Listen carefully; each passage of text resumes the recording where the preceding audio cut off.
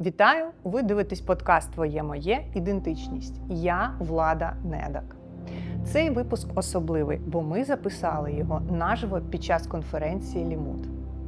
Моя гостя Галина Рибнікова. Жінка, мама, бабуся, українська єврейка та ізраїльтянка, для якої вимушена еміграція з Луганська у 2014 році стала точкою радикальної зміни життя, а кілька домів і кілька я з часом навчилися співіснувати. Ви почуєте унікальні спогади про життя в Луганську напередодні окупації, про супротив, що починається з маленьких щоденних рішень, і про момент, коли стає зрозуміло, назад уже не повернешся.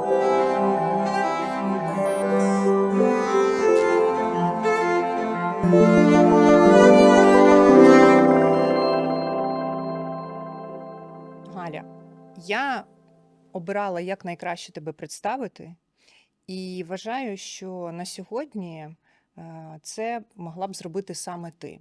Як ти себе відчуваєш? Що б ти хотіла сказати нашим глядачам і глядачкам, хто ти є сьогодні? Хто я є? Я Галина Рибнікова, я жінка, я мати, я дружина, я вже бабуся, к щастю. Я єврейка, я українська єврейка і я ізраїльтянка. Оце я. Якщо брати твоє єврейство, давай згадаємо по твоїх відчуттях, де воно почалось. В якій країні і в якому віці? Чудове запитання. Слухай, я взагалі така собі мрія для консула, бо у мене взагалі нікого в рідні, крім євреїв, ніколи не було.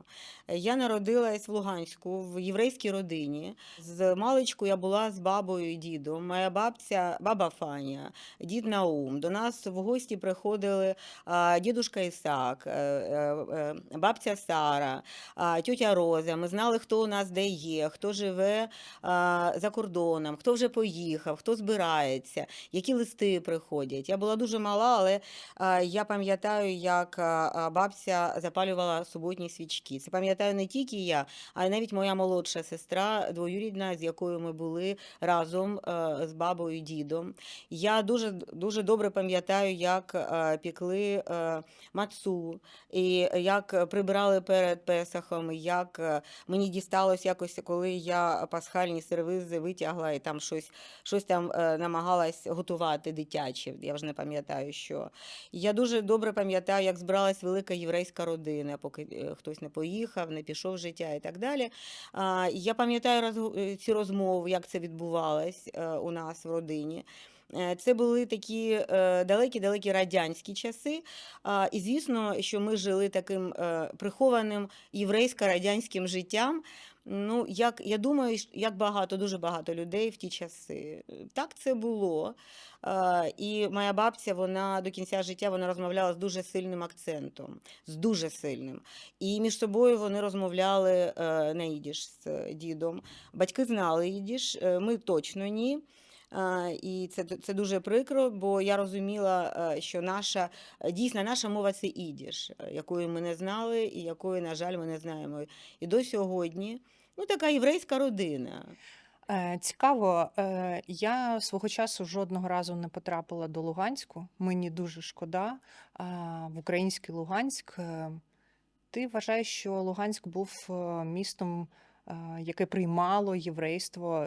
Це не типова історія, Галя, от що все ж таки родина жила радянсько-єврейським життям. Я не знаю, чи я типова, чи ні, але якщо в паспорті у тебе, у батьків, у всіх є тільки одна національність – єврей-єврейка, то як ти будеш це приховувати? Це дивно. Я і не намагалась, і змоги такої не було, і я не пам'ятаю, щоб це було потрібно. Слухай, Луганськ був таким інтернаціональним містом, і у нас жили люди дуже різних національностей, і тому не то, щоб в радянські часи, звісно, євреям бути було не дуже зручно. Я розкажу тобі одну історію. Я була дуже молодою вчителькою після закінчення вища, і мені запропонували дуже рано стати завучем. Тоді так називалась завуч позашкольної виховної роботи, організатор. Дуже велика школа, 2500 учнів, класи Д, Е, Ж, З були таке, десь там окраїна міста. Не дуже добре все було. Вони не могли знайти нікого дурного, хто пішов би це робити. Я погодилась. вагалась, не хотіла, погодилась. Ну, добре, і все, я оформлена, я працюю собі.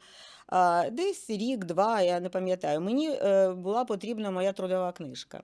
Не пам'ятаю на що. Я її беру і читаю в неї, що я прийнята на роботу тимчасово на 2 місяці, а потім вже я була переведена вже як постійна робітниця. І я дома кажу батькам, а що це таке взагалі було? Вони кажуть, ну тому що твоя розумна директорка не хотіла, щоб ти йшла на співбесіду в райком чи гарком партії, бо дуже велика школа і мало бути утвердження, а тебе б точно ніхто не затвердив з 5-ю графою. Я замислилась. Дійсно, моя директорка, вона до того працювала в райкомі, вона знала, що вона робила.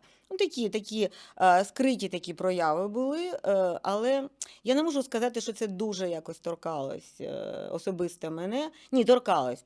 Я хотіла, наприклад, я після закінчення школи, я дуже хотіла стати юристом.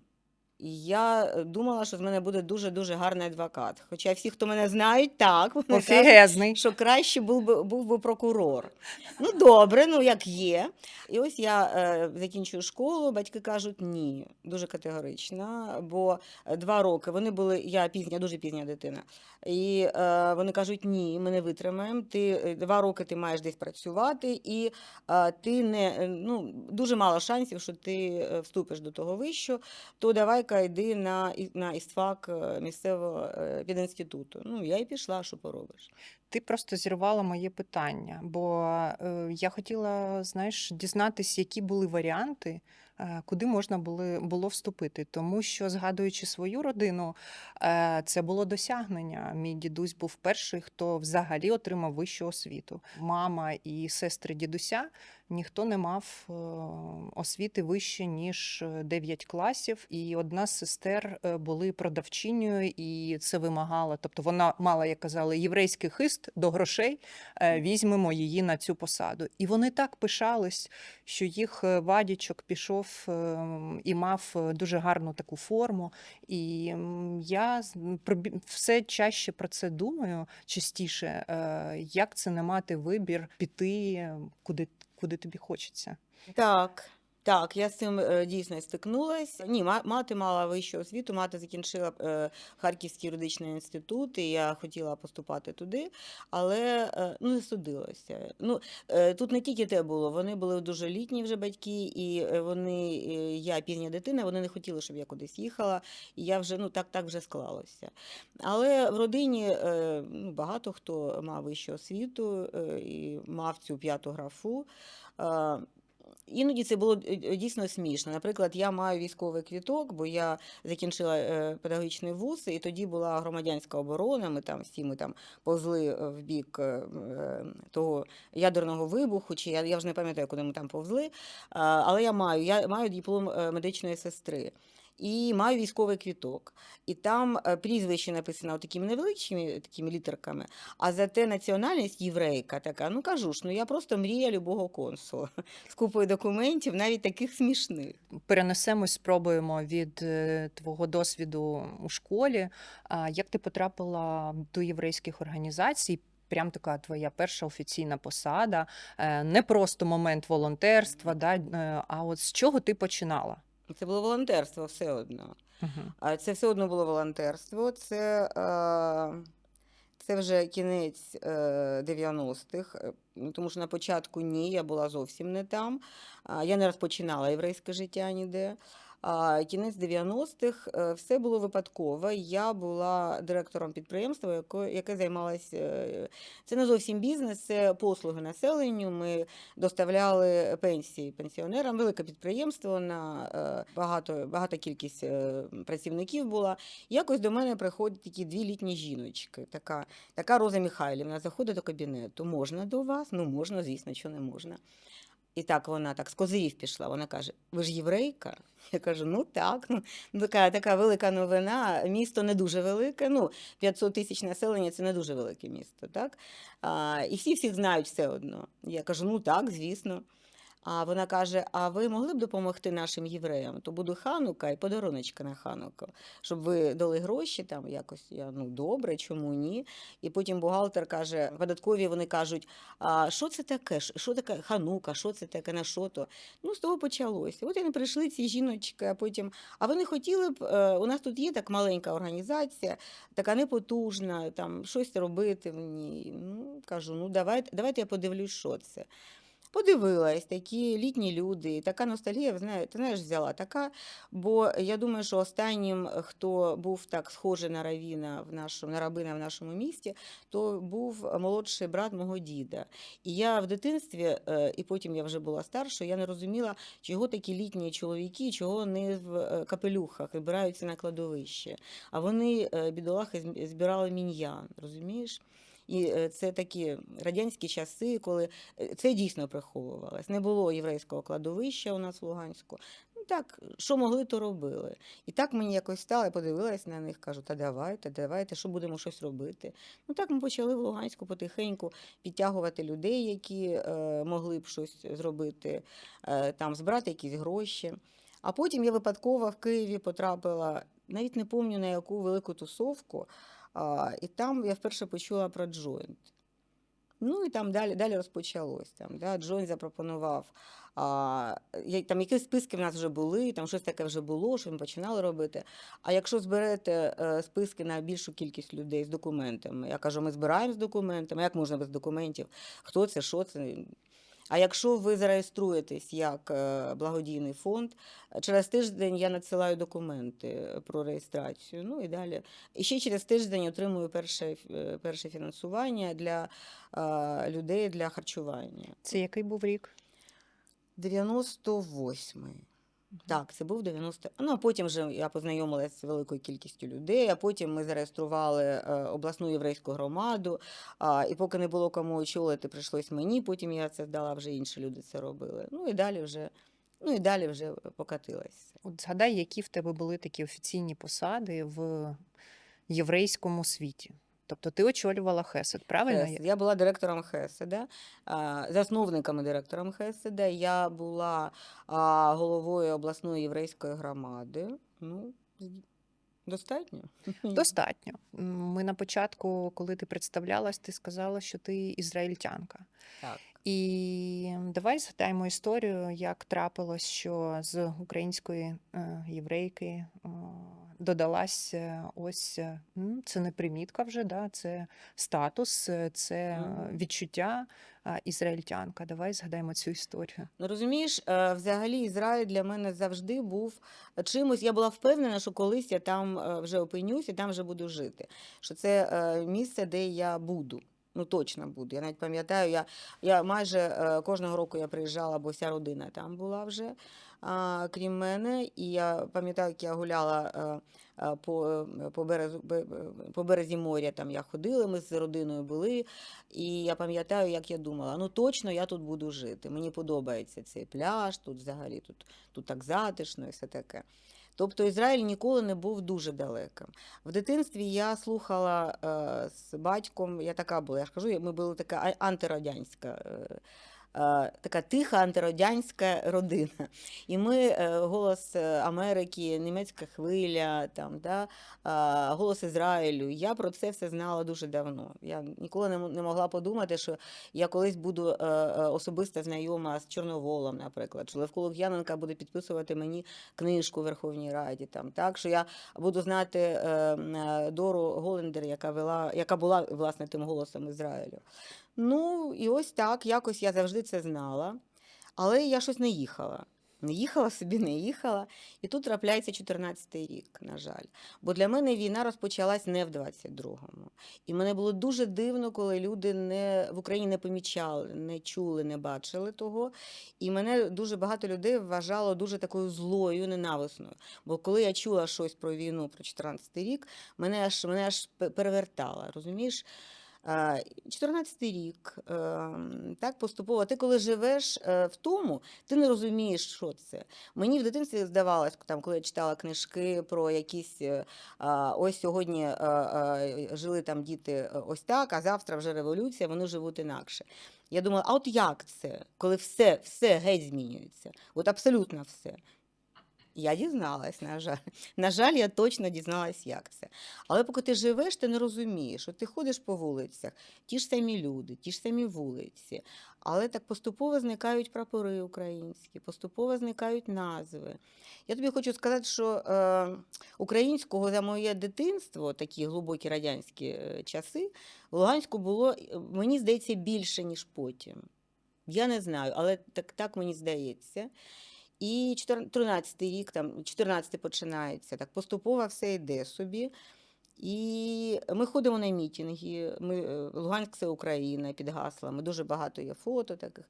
І все, ми ходимо собі, ходимо. І 9 березня 2014 року, коли на день народження Шевченка збирається, не буду казати дуже багато людей, нас ніколи не було більше, ніж, я думаю, 1000, може щось якось так.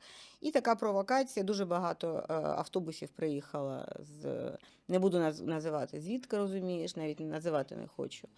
І люди, які не схожі на моїх співвітчизників, вони інакше виглядають, вони інакше одягнуті.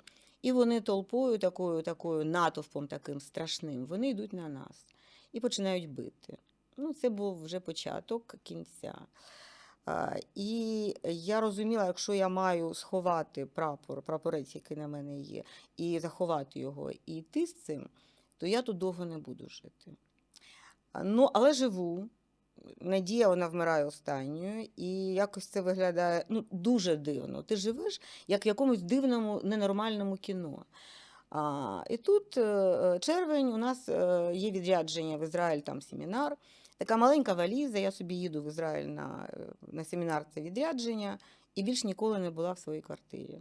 Так закінчився цей період, коли я була українською єврейкою тільки. Я залишаюсь нею, але зараз я не там, на жаль. Ти можеш описати, ти кажеш, що це як у вісні, але, на жаль, особливо я, давай так, я постійно граюсь в голові, що я встигну, що я не встигну, за чим я буду дуже сумувати, що я зроблю останнім, що мені обов'язково буде треба взяти, тобто, от зараз, коли ми говоримо, відчуття, що я маю більше підготовки, я знаю, чим може закінчитись.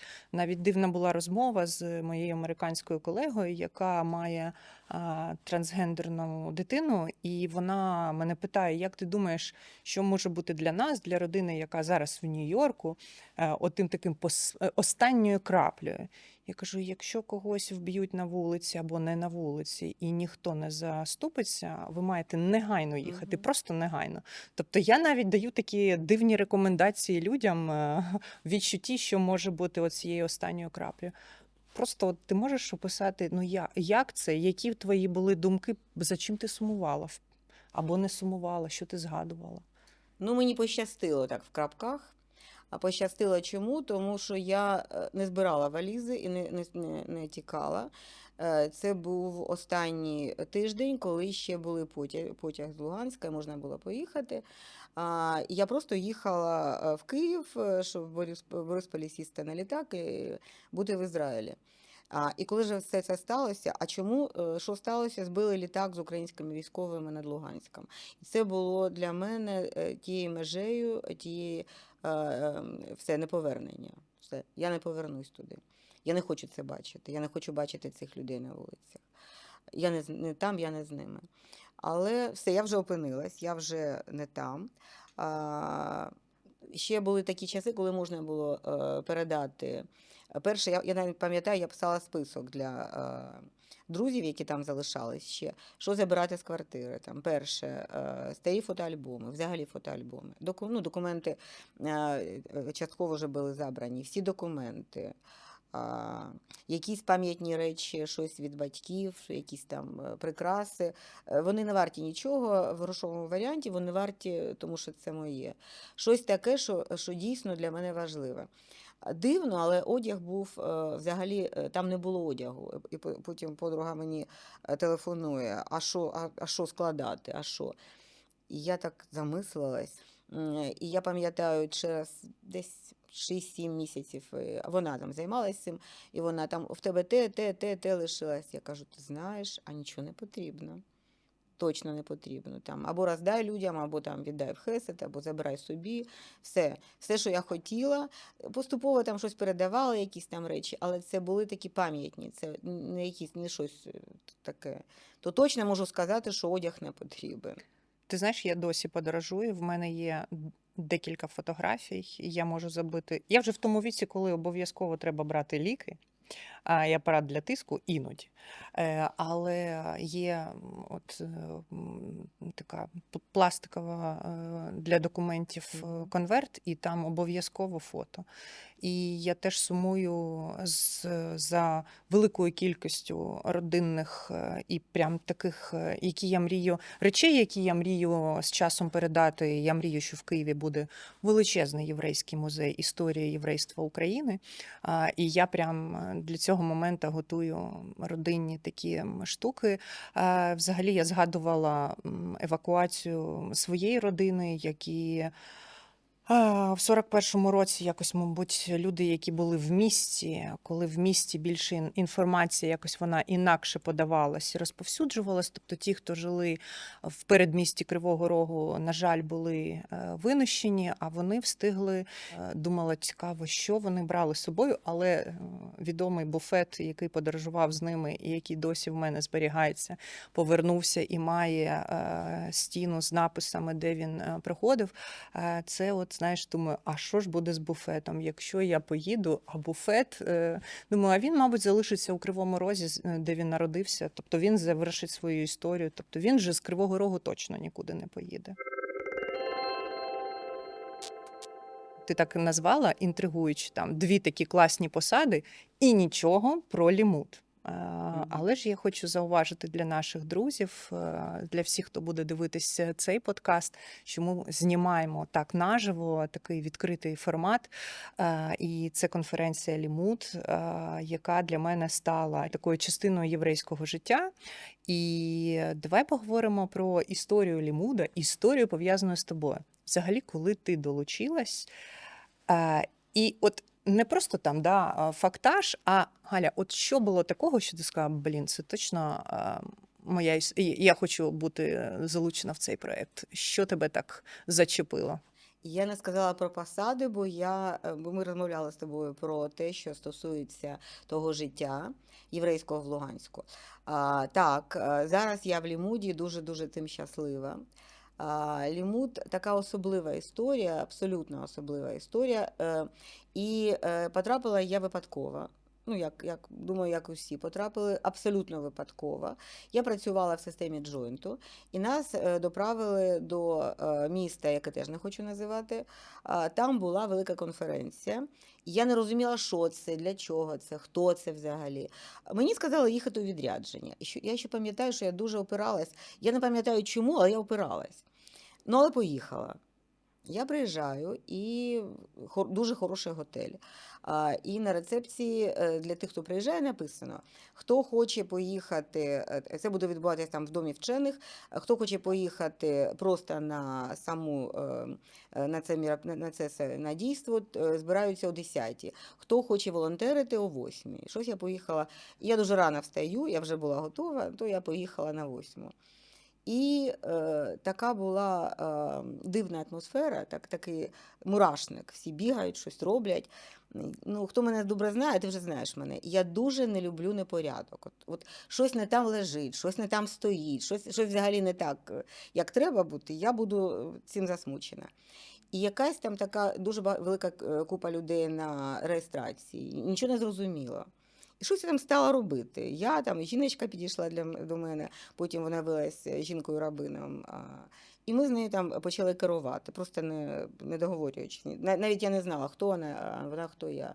З того розпочалась моя історія на Лімуді. Прибіг Хайм Чеслер, засновник Лімуда, я не знала, хто це. Познайомився рази 2-3, я не пам'ятаю скільки. Потім він привів Меттью Бронфмана, він був одним і є, на щастя, з наших спонсорів. Я теж познайомилась з ним.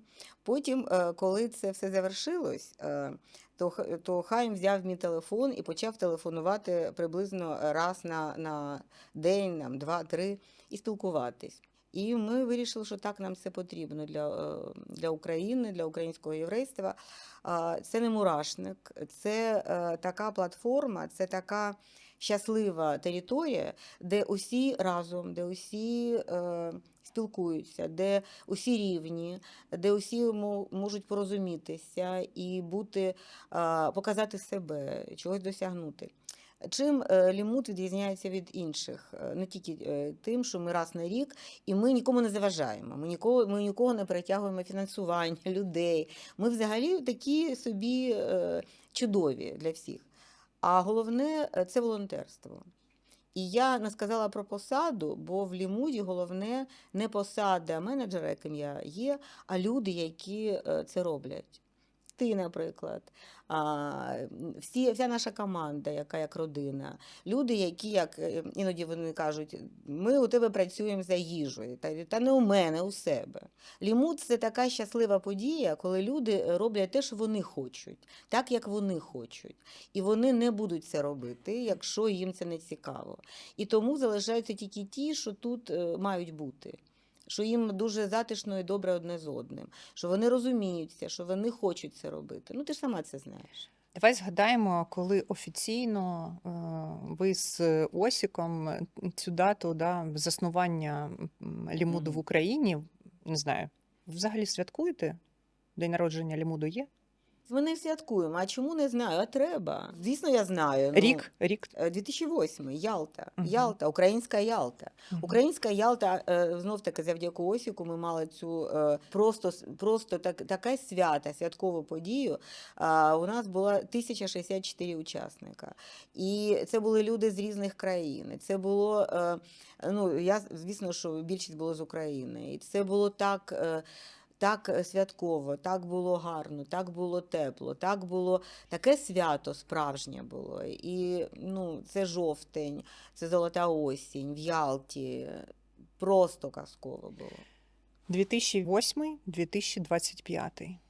Така історія на сьогоднішній день. І от що з Лімудом за ці роки? Лімуд, на щастя, це проєкт, який придумали для того, щоб він жив дуже багато років. І він не змінюється. Концепція Лімуда дуже проста. Збираються люди і роблять те, що вони хочуть в єврейському житті. А головне, щоб це було єврейське життя, і головне, щоб було цікаво всім. Це все для всіх. Все. Тому ця ідея 45 років вона жива і, сподіваюсь, вона буде жити. Лімуд є усюди, де є євреї. В кожній країні є свій лімуд. Він може відрізнятися, і, звісно, він відрізняється одне від одного, але це все одно це лімуд. Щодо українського лімуду, у нас були дуже щасливі, спокійні часи до 2014 року, зрозуміло. Ми проводили лімуди в Ялті, потім у нас була Вінниця, у нас був Трускавець, у нас була Одеса. І на лімуді 2013 року в Одесі всі такі щасливі, такий гарний настрій. Зазвичай ми вирішуємо наприкінці останнього дня, ми вирішуємо, де буде лімуд далі, що буде наступним. І ось ми так, я навіть пам'ятаю, як ми це вирішували. Ми так сиділи, у спонсорів є бажання спонсувати нас, і ми вирішуємо, що це буде Ялта. Чому б не Ялта? Це кінець 2013 року, нагадую. Добре, це буде Ялта. Ми домовляємось про Ялту. І зазвичай я телефоную, я шукаю людей, з ким далі працювати, наприкінці вже листопада, якось так. І я телефоную в Ялту, наприкінці листопада, нагадую, так? І я шукаю когось, з ким в готелі Ялта я можу спілкуватись, бо ми в готелі Ялта проводили. Я хотіла замовити 1500 місць для учасників, всі зали і все таке. А ніхто не хоче спілкуватись. Я взагалі не можу знайти нікого, хто б мені відповідав вище, ніж на рецепції зі всією повагою працівник. Ніякого начальства, ані директора, ані навіть там нікого нема. Футболять, обіцяють, ніхто не спілкується. І так це тягнеться. Потім я така була зла, я пам'ятаю, що ми домовились з кількома єврейськими організаціями, що ми там будемо спільно проводити вони семінари, я семінари, лімуд на таку кількість людей. Хтось вийшов на зв'язок, там почав якось спілкуватись, а все вже починається, а вже січень. А ми ще й в січні не розуміємо, що далі буде, січень 2014 року, так? Але мені надсилають договір, я навіть пам'ятаю, надсилають врешті-решт якийсь там договір на купу грошей, а я вже така вже заведена, а він російською. А я пишу, а чому він російською? Ми взагалі в Україні і згідно закону це має бути українська. А мені знаєш, що відповідають? А у нас власник змінився, і він росіянин з Москви. Ну, далі ти розумієш. Ті, хто знають мене, знають, що я буваю не дуже добра і все таке решта. Я пропоную перекласти. Ну, це вже було зайве. Ну, навіть я вже починаю розуміти, що там буде далі. Ну і так все це з договіром ніхто не надсилає мені вже українською, так час плине і тягнеться так якось. І знаєш, коли вони зателефонували? В той день, коли було проголошено ЛНР. Розумієш? Я була так теж не дуже гарному такому стані. І я кажу, до вас більше ніколи не прийде ні один міжнародний проєкт. Ніколи. А вона так якось так. А чому? Чому так кажете? А тому, що ніхто не буде страхувати це перше, а ніхто не поїде за кордоном без страховки. Але це дурниці, це такі дрібниці. Тому що ніхто більш до вас не приїде. Все, крапка. Ну, так закінчилась та історія. А вона каже, а куди ж ви тоді поїдете? Я кажу, як куди? У Львів. Як тобі зараз працювати над організацією такої великої щорічної конференції? Що за цим стоїть? Слухай, Лімут ніколи не було дуже просто з цим, бо навіть коли я жила в Україні, ми всі жили в різних містах, в різних місцях, ми всі абсолютно зайняті люди. І це не дуже просто їх докупи зібрати. Ну, ти знаєш сама, я намагаюсь не докучати і не бути постійно тим, що відволікає від основної роботи. І дуже ціную, коли ввечері, коли вихідні, ви, оргкомітет, зі мною, ви готові, ви працюєте. Це дуже багато чого варте, і я дуже за це вдячна. Люди. Лімут – це люди. В першу чергу, і зібрати можна тільки людей. Людей, які підтримують тебе, підтримують ідею, хочуть тут бути, щось отримують для себе з того проєкту. Бо коли навіть до війни є дуже різні приклади, коли люди отримували щось дуже важливе для себе: друзів, нову роботу, можливість приїхати в іншу країну або в інше місто. Це ж Лімут, так? Партнера, чоловіка. Тут у нас були хлопці з Америки, які приїжджали, чесно, приїжджали знайти собі дружину. Знайшли, багато хто знайшов, дійсно, з єврейської громади, там десь з Нью-Йорка, з різних міст. І це дуже важливо, і це дуже класно, я вважаю. Люди отримували щось для себе важливе. Навіть якщо не просто приїжджали і сиділи на лекціях. Оці вечірні посиденьки, це теж дуже важливо для людей. Це тримає людей. Працювати непросто, бо я розумію, що всі зайняті. А люди, які в команді, це не просто зайняті люди. Вони ж самі по собі, ну що я тобі кажу, вони себе щось уявляють. Бо якщо б в команді були люди, які там просто прийшли, ось я хочу, от дайте мені, але я не знаю, що робити. А ви ж всі знаєте, що робити. Вам головне, щоб я не заважала. Ну, мені головне, щоб я вам не заважала. Тому це багато чого варто, так? І головне тут дати людям змогу це робити, довіряти спокійно. Не завжди вдається, бо я така темпераментна людина, не завжди вдається спокійно, там, витримано зачекати щось, поки ви зробите, хтось з вас зробить. Але це так, це працює саме так. Що найцінніше в Лімуді, я не директор, я стільки років була в своєму житті, от з 24 своїх років я була директором завжди. І це мені набридло, я вже не хотіла. І це так приємно, коли ми рівні, і ви волонтери, всі волонтери в проєкті. І це зовсім інший рівень відносин. І коли ти розумієш, люди роблять це не тому, що вони змушені, бо це їм дали наказ, а тому, що вони готові це робити. Це дуже сильне, зовсім інше відчуття, ніж ось зроби це, тому що я так хочу, тому що я сказала. Я почула цього разу від одних учасників, які не мають єврейського походження, що тут дуже комфортно. Тобто тут не відчувається того, що не знаю, єврейство воно давить, да? Або ти відчуваєш себе якомусь ну, незручному такому положенні. А в мене така безумна ідея.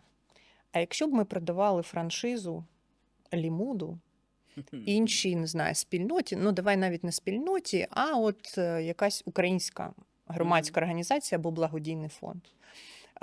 Що б ми продавали? Щоб ми передавали? Да, що б ми продавали? Ми продавали б можливість отак збиратись, можливість вільного простору, можливість формувати програму, слідуючи тому, що потрібно людям, можливість робити помилки, бо іноді ми, як програмний комітет, як Лімут, ми щось пропонуємо і вважаємо, що це буде добре, а це не добре, люди не йдуть. Можливість бути рівними, можливість навчатись і бути навченими. Можливість зовсім іншого рівня відносин між організаторами і учасниками. І можливість бути щасливими, бо Лімут – це щастя. Люди не їдуть і не платять гроші за те, що їм не подобається. Вони платять тільки за те, на що вони готові.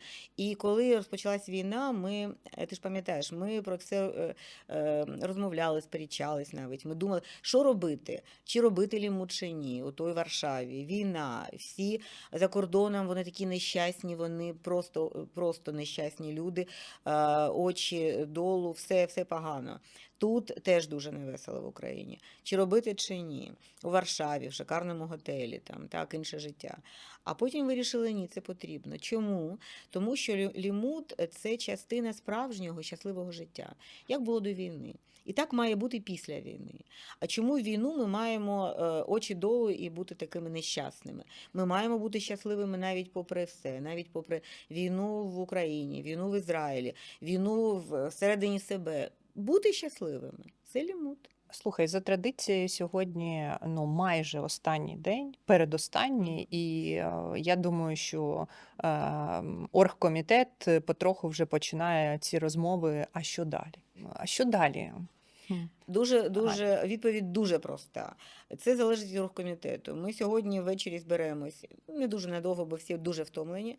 Ми зберемось і запитаємо одне одного, на що ми згодні. Нам потрібно наступного року проводити, так чи ні? Відповідь приймається. А якщо й так, то де проводити? Якщо де проводити, як проводити, кого залучати, що робити. Ну, далі ти вже знаєш, далі процес. А головне питання буде сьогодні на оргкомітеті, так чи ні. От яка буде відповідь, так далі будемо робити. А чи тільки від оргкомітету залежить ця відповідь? Є ж ще люди, які приїжджають, наскільки ми питаємо їх? Так ми ж отримаємо їх фідбек. Ми фідбек попередній, ми бачимо, як люди реагують, як вони приходять.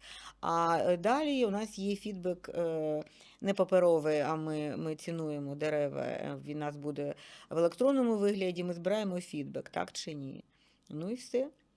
Ні, це ще не все. Ще є спонсори, які мають сказати, бо ми ж розуміємо, що те, що люди сплачують, це не мала сума, але це дуже маленька частина того, що ми сплачуємо взагалі за проведення цього заходу. Ну і далі. Галя, і зараз вперед. буде саме провокативне питання.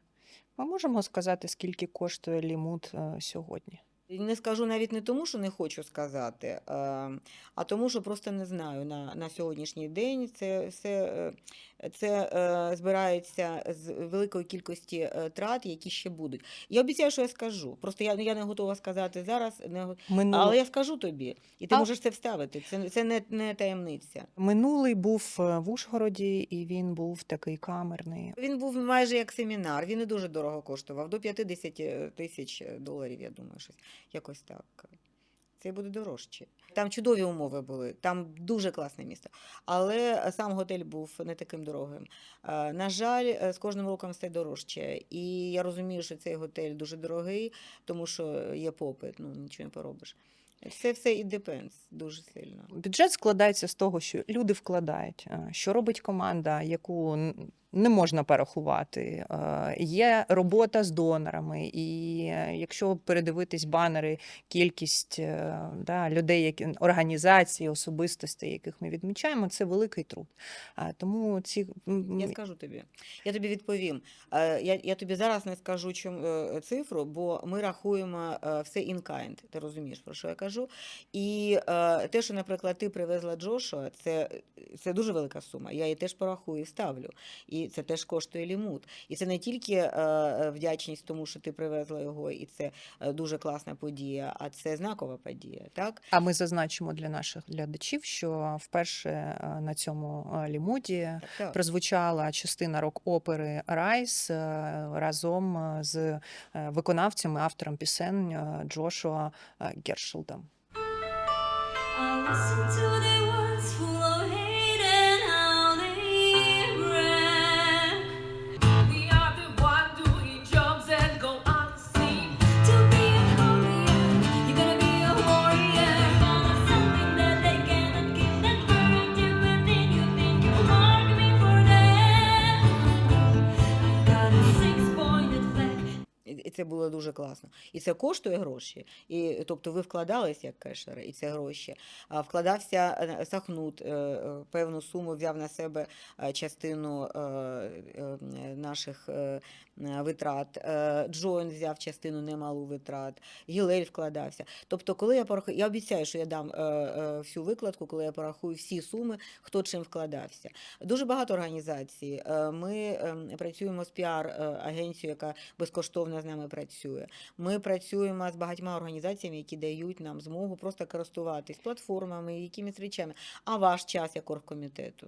Зважаючи, що нас буде дивитись ширший глядач, іноді є відчуття, що ну у вас там у євреїв там ваші дали. Тобто я хочу дати зрозуміти, що нічого не відбувається легко, і навіть якщо ми маємо і ім'я, і розуміння, що таке лімут в нашому середовищі, я впевнена, що вже Львів має уявлення, що таке лімут і дні проведення. Але для людей, для українців, будь-хто нас дивиться, і хто працює в громадському секторі, в таких культурних ініціативах, освітніх ініціативах, це великий труд, і частина його фандрейзинг, збор коштів. І він починається в передостанній день, тому що треба прозвітувати, розказати певним чином і просити далі, тому що І всім сказати дякую, так, щоб почули. обов'язково. І це було обов'язково. Слухай, сьогодні спонсори не дуже налаштовані давати на культурні заходи. Я думаю, що ти теж відчуваєш це. Коли йде війна в Україні, йде війна в Ізраїлі, то дати на щось, що стосується рятування життя, так, або щось дати людям тепло, їжу, таке, якісь медичні речі. Це важливіше, і спонсори на цьому концентруються зараз. Нам дуже важко. Мені подобається цей девіз або цей вислів більш ніж історія. І, Галя, я ще раз тобі дякую. І я мала насолоду зануритись і пройтись з тобою разом в український Луганськ, в єврейську таку твою подорож. І бути тут в цьому моменті, на цій конференції, і справжньо сказати, що це те, що ми робимо разом. Вже так. А я хочу подякувати тобі. Мене дуже так тепло для мене було ваша гада, яку ви робили українською мовою, зі спогадами, там, де були і мої власні спогади. І це так тепло, це так правильно ви робите, ви такі молодці. Дуже вам вдячна. І я рада, що ти з нами в нашій команді. Спасибі тобі. Дякую.